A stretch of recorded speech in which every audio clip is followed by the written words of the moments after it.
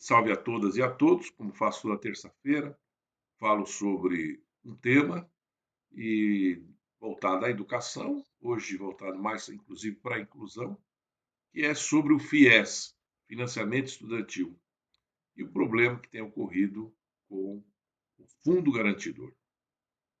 Contextualizar um pouquinho, o FIES foi criado em 2001 pela Lei 10.260, de 7 de julho. Foi criado pelo Fernando Henrique Cardoso, na época, né, junto com Paulo Renato, que era o ministro da Educação, uma política de inclusão que ao longo foram sofrendo várias modificações.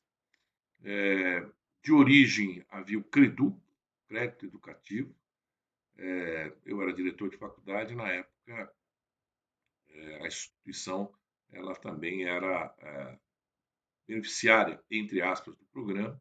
Eu digo entre aspas porque o Creduc funcionava diferente, ele vinha do orçamento público, mas demorava muito tempo para a instituição receber, e período inflacionário, que significava dizer que o dinheiro vinha um valor histórico, sem qualquer tipo de correção.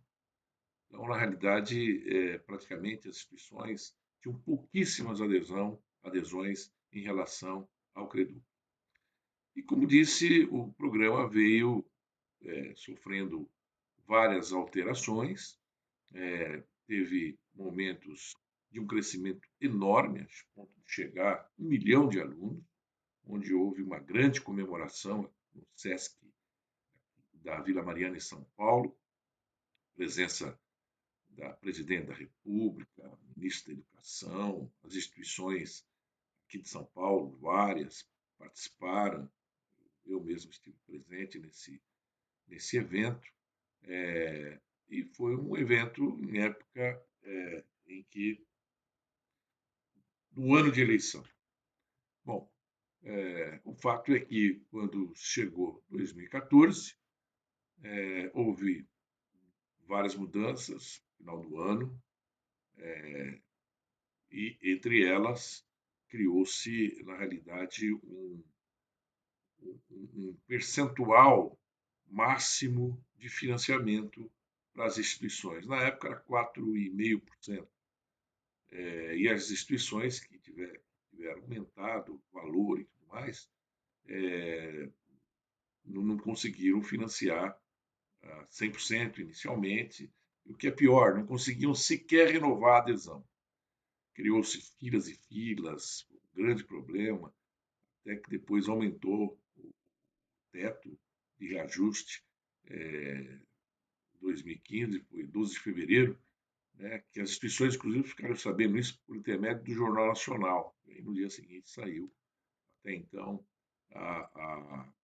o teto de 6,5%, e, ao mesmo tempo, o Ministério da Justiça, a CDCOM, acabou pedindo planilha de custo para todas as instituições, um processo muito complicado. E, a partir daí, modificações começaram a ocorrer, restringindo, na realidade, o FIES. Em síntese, o FIES é destinado aos cursos com avaliação positiva. Se em 2 ciclos não tiver avaliação positiva, o aluno, o curso acaba não podendo ser oferecido mais até que retorne a sua avaliação satisfatória, né? O aluno precisa fazer o Enem, ter mais de 450 pontos, né? Não tenha concluído qualquer curso superior. Então são regras básicas, né?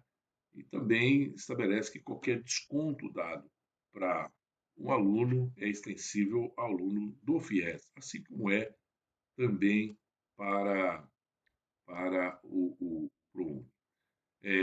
O programa sempre padeceu de um problema, e é a questão da eficiência da cobrança. Esse é um problema. A cobrança, quando não é bem feita, obviamente deixa de ser prioridade para o aluno o pagamento, né? E aí a escola concorre com inadimplência. Isso é um problema sério. Também o que se reclama muito é a falta de clareza nos relatórios, principalmente agora, com o Fundo Garantidor, os relatórios para se chegar à conclusão por que 60, por que 50, por que 45, por que e assim por diante. Né? Então, esse tem sido um dos problemas. Né? E até que a Lei 13.500 13.500 de 2017 acabou por criar o Fundo Garantidor. O Fundo Garantidor estabelecia um regramento.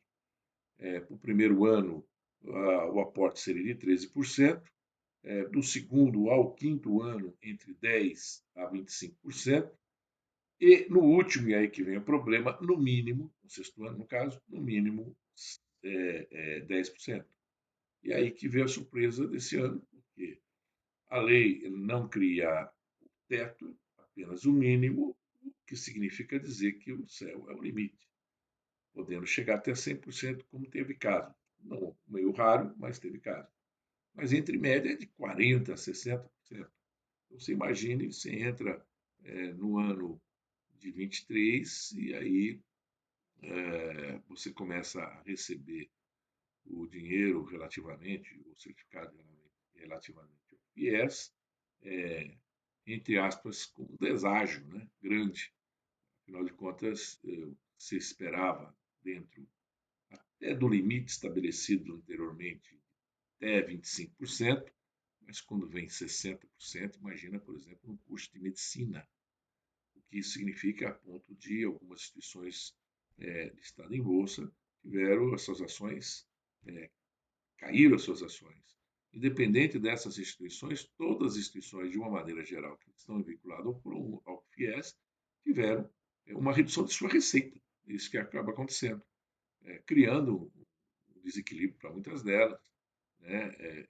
Lembrando que pela lei dos sinais e pela LDB, a instituição precisa ter sustentabilidade financeira e capacidade de autofinanciamento. Então, quanto isso pode prejudicar, tem processo, eventualmente, de credenciamento da instituição, podendo vir até ser descredenciadas por falta de sustentabilidade financeira ou capacidade de autofinanciamento. Né?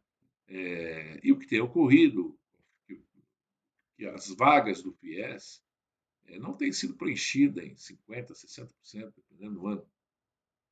E o que se questiona é exatamente isso, quer dizer, política pública existente, em que ela não cumpre o seu fim, ou seja, não consegue cumprir e preencher as vagas disponíveis, e aí é um problema, né? Porque em orçamento público se diz que quando você, de forma contínua, não gasta naquele determinada rubrica, o item, significa dizer que não está precisando, o que não procede, muito pelo contrário. Aliás, o deputado Átila Lira tem um projeto diferenciado de financiamento a fundo perdido para uma categoria que não está amparada, infelizmente não tem nem PROUNI, nem FIES, e nem consegue entrar na escola pública. Teve uma audiência pública que participou o próprio Átila Lira, obviamente, o deputado Moza, que dois têm feito um trabalho excelente em relação à iniciativa privada e também no interesse dos alunos. Né? O professor Celso também participou, a professora Lúcia, Celso Nisquier, que é o presidente da BNS, a professora Lúcia, presidente do SEMES, para discutir esse tema também. Bom, o ministro tem falado agora de um novo FIES, né, objetivando conceder 100% de bolsa, renegociação de dívida dos alunos, etc. Bom, óbvio que tudo isso é uma boa notícia, mas se eventualmente tiver um equilíbrio entre três polos, aí eu diria. Governo, política pública, aluno, beneficiário dessa política, e instituição que oferta a bolsa de estudo, o financiamento do aluno. Então, se não tiver esse equilíbrio, pode ser ótimo para o aluno, mas a escola não vai entrar. Se for muito ótimo para a instituição, em prejuízo do aluno, o aluno não vai aderir. Né? Mas uma coisa é certa, não, se fala em 35% a 40% de aporte, isto é um agravame forte para as instituições de ensino. Quer dizer, o limitador aí teria que ser aquilo que foi até o quinto ano, ou seja, no caso, seria os 25%. Vamos aguardar os próximos capítulos.